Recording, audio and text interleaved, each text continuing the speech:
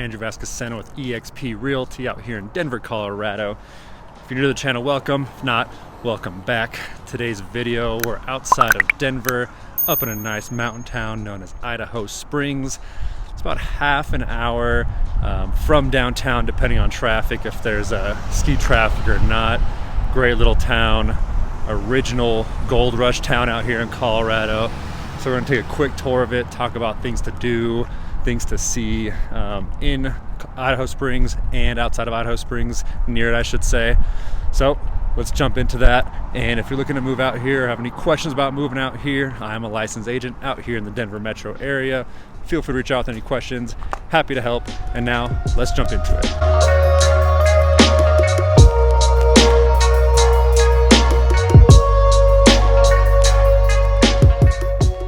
All right, the first thing I want to talk about and mention doing is going to check out Mount Evans, the Scenic Byway.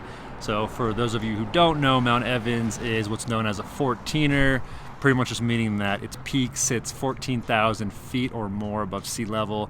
There's, I think, 56 or 58 of them. I can't remember how many exactly in Colorado, so that's one of those.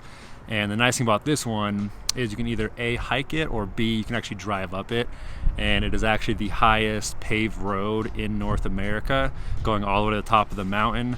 It costs about $10 to park there if you want to drive, so make sure to have some cash on you, or they might take card or app. Not sure, I've only hiked up there, I haven't driven, but great place to check out. It's about an hour away, I want to say, from Idaho Springs, so it's not super close, but it's one of the closer towns to it. So if you want to go check out one of those 14ers and you don't necessarily want to drive or hike up it, you can definitely drive it. Also want to keep in mind the season. So again, because we're in Colorado and it snows a lot, it's going to be seasonal. You can actually drive and hike up it. I think it's Memorial through Labor that it's open, weather permitting. So make sure to check on that before you do that. But that's something I definitely recommend checking out if you're out here in Colorado and you're near Idaho Springs and you're near that mountain. And the second thing you want to do, if you like hiking, of course, is check out what's called St. Mary's Glacier. It's a great hike. It's about 2.4 miles round trip. And the nice thing about it is if you like skiing and snowboarding, you can even probably do it during summer, part of the glacier, because the glacier stays frozen and has snow on it year round. So you've got skiers and snowboarders all there or up there all year. It's a great thing to check out. So if you like hiking, definitely check that out. If you'd rather do a different hike or a shorter hike or a harder hike, there's definitely plenty of those around here. So just check on the All Trails app and you'll find plenty around here to check out, whether you're a beginner or a hardcore, or if you're coming here in the winter and you want to snowshoe because there is snow, you can check that out as well.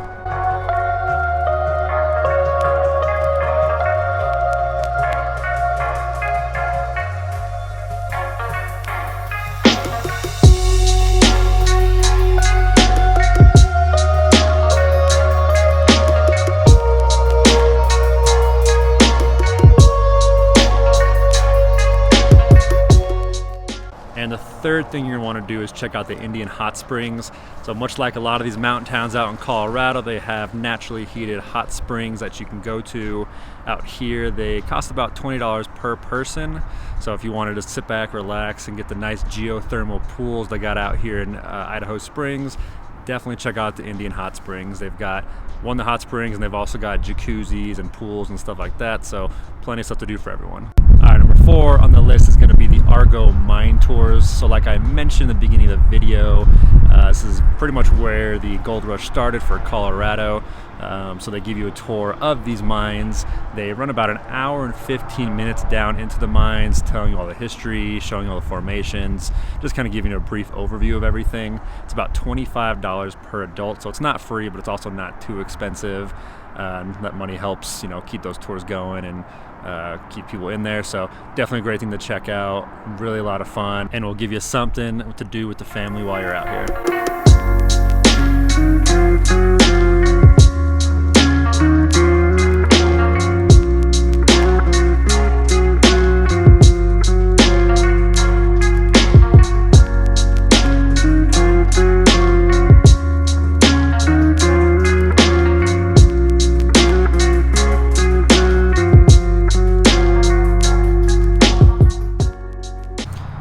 After you're done hiking and having a good time, you're gonna want to head downtown, grab a bite to eat, maybe get a beer.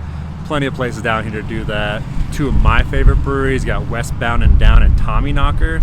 And then of course, if you're looking for some good food, Beau's Pizza. It's home of the original mountain pie.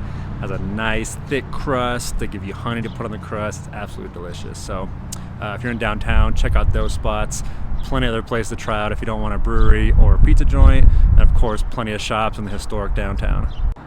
Also, another thing to keep in mind with all this being said and everything I've gone over, Idaho Springs sits at about 6,500 feet in elevation.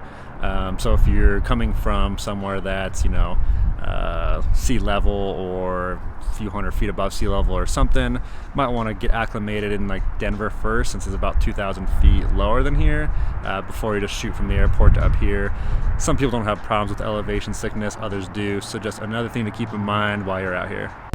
All right, gotta head back to Denver, so that's all I got for you today. Appreciate you watching. If you haven't already, don't forget to like and subscribe. And of course, if you have any questions about moving to Denver or just need an agent in your area, feel free to reach out. I'll be happy to help you. Make sure I don't get hit by a car. I'll be happy to help you. Information below there. Give me a call, text, whatever works, and we'll see you on the next one.